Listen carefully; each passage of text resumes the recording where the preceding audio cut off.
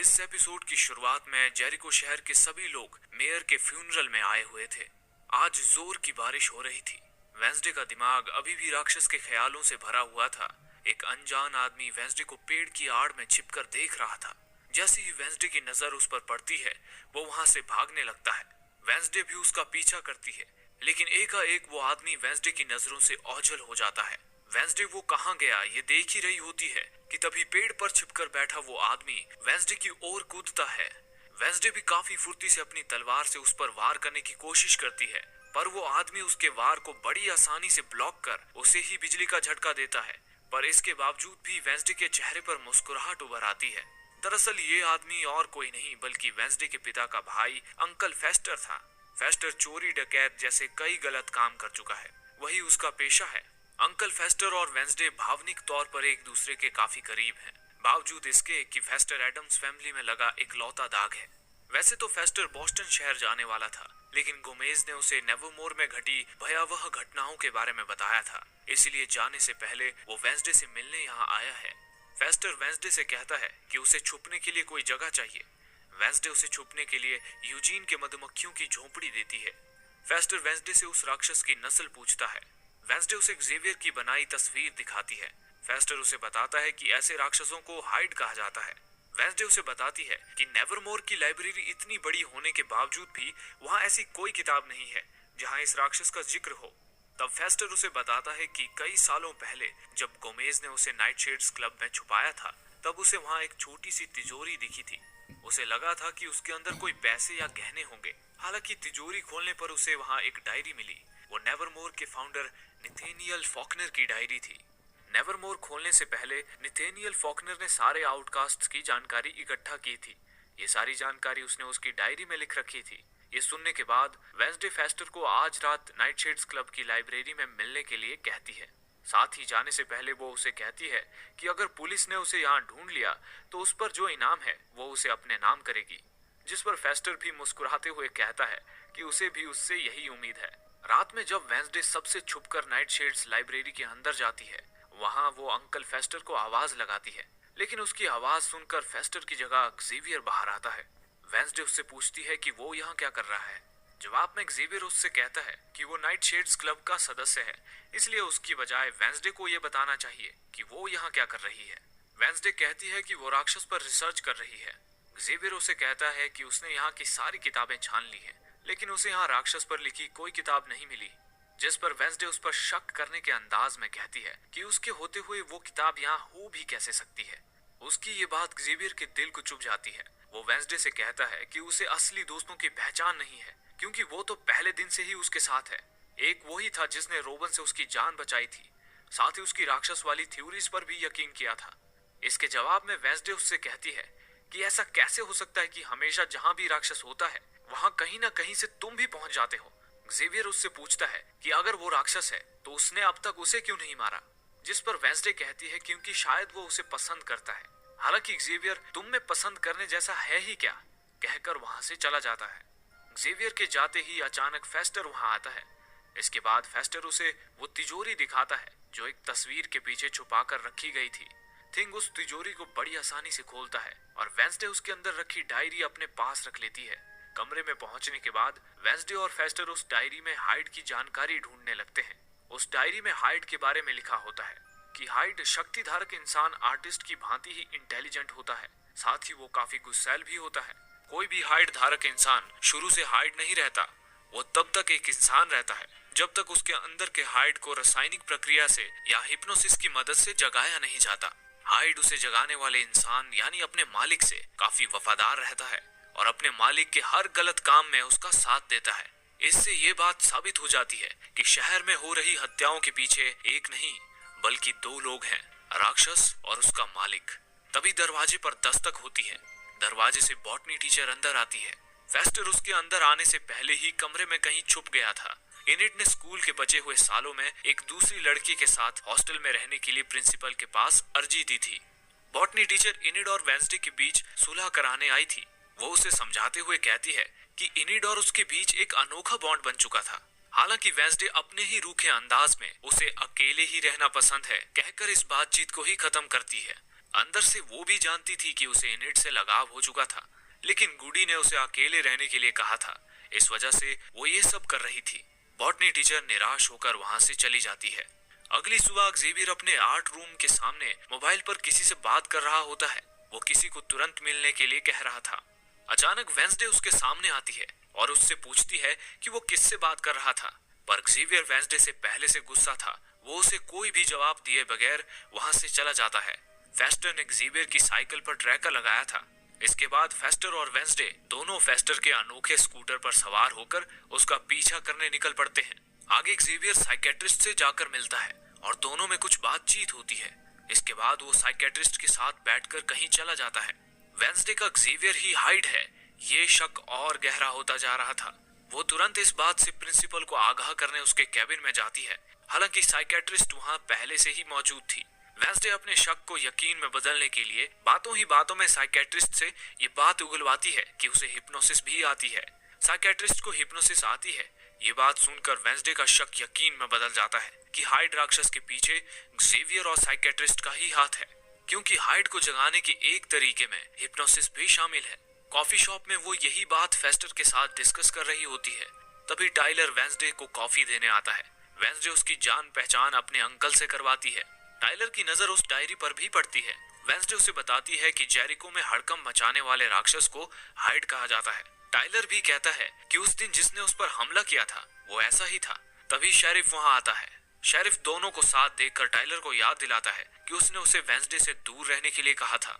Sheriff उसे एक poster चिपकाने के लिए देता है जिसमें एक वांटेड क्रिमिनल की तस्वीर होती है। वो वांटेड क्रिमिनल और कोई नहीं बल्कि अंकल फेस्टर है। शेरिफ टाइलर को बताता है कि फेस्टर ने एक बैंक लूटा है। वो टाइलर से पूछता है कि क्या उसने फेस्टर को कहीं देखा है। हालांकि टाइलर जानते हुए भी मना कर देता है। वेंसडे फेस्टर को बचाने के लिए उसका शुक्रिया अदा करती है।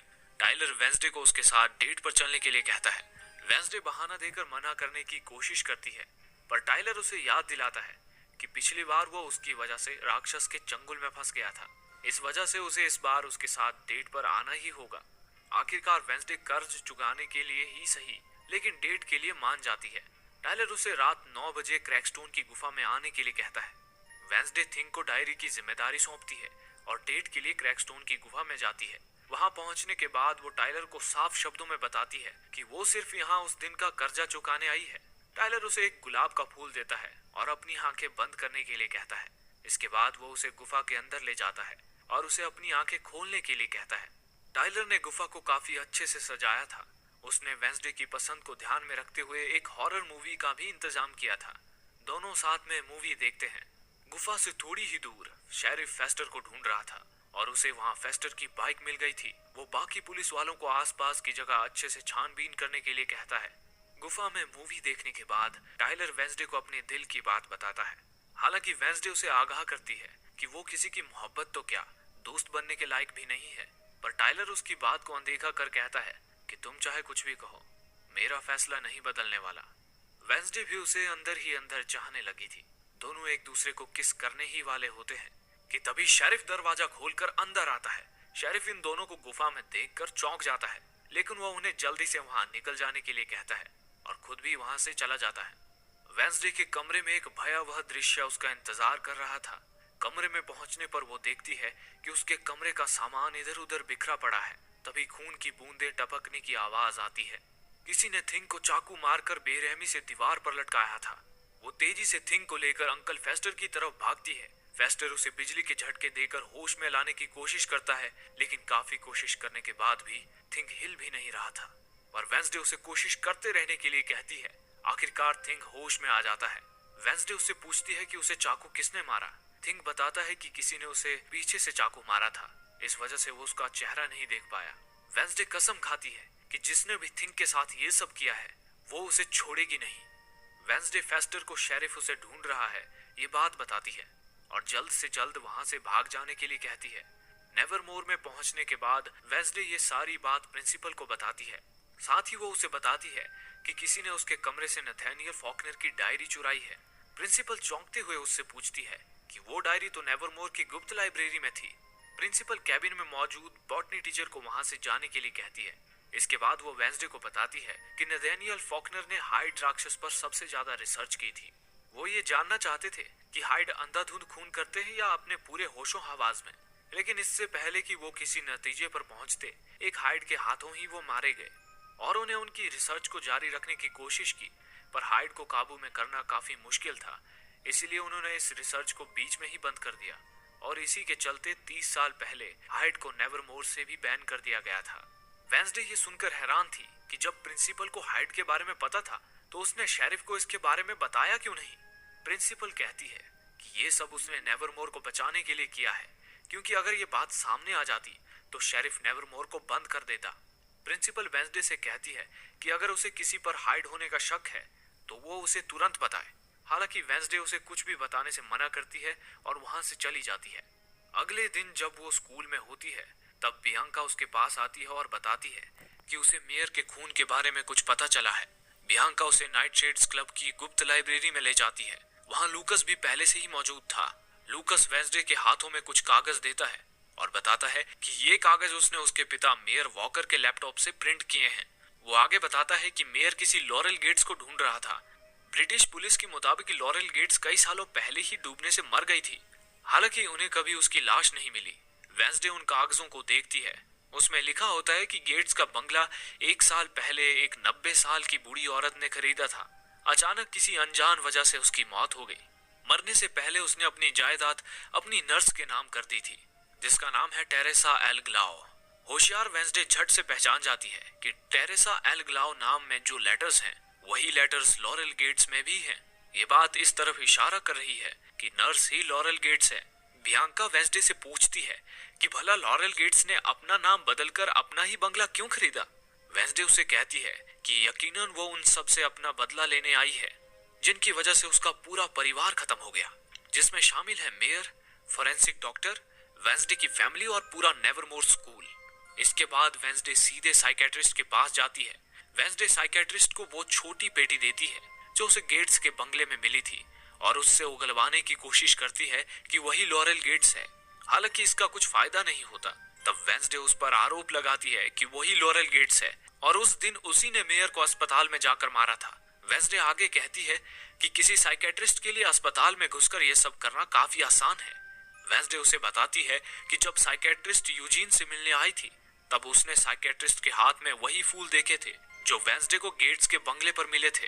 हालांकि साइकेट्रिस्ट इन सब आरोपों को झुठला देती है और उसे किसी पेशेंट से मिलने जाना है कहकर वहां से जाने लगती है।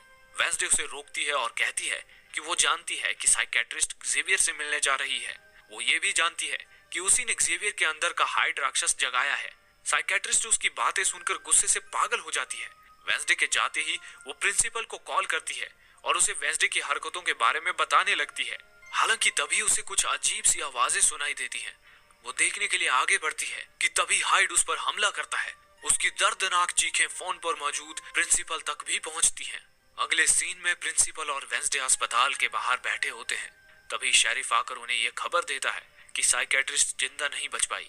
ये सुनते ही गुस्से से बिलबिलाती वेंसडे जेवियर का पर्दाफाश करने वहां से निकल पड़ती है।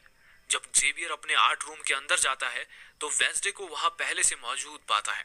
वो उसे वो चाकू देती है जिससे थिंग को घायल किया गया था। जेवियर अपने बचाव में कहता है कि वो माने या न माने, लेकिन वो उसके कमरे में नहीं गया था।